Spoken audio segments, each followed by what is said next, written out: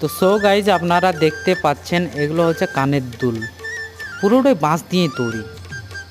তো এইটা হচ্ছে পুরোটাই দেখুন, এটা হচ্ছে দেখতে পারলেন তো, এটা হচ্ছে ফুলদানি, আর এটা হচ্ছে কলম কিংবা ফোঁর রাখার জন্য জিনিসপত্র, আর এইটা হচ্ছে ফুলদানি রাখার জন্য। আর আপনারা এরপরে দেখতে পাচ্ছেন একটা বাঁশের নৌকো, পুরোটাই বাঁশ দিয়ে তৈরি। তো আপনারা কেউ যদি আমাদের কাছে শিক্ষা নিতে চান তো আমাদের সাথে কমেন্ট করতে পারেন, তো আমাদেরকে যোগাযোগ করুন। দেখতে পাচ্ছেন পুরোটা বাঁশের শিল্পী আমাদের।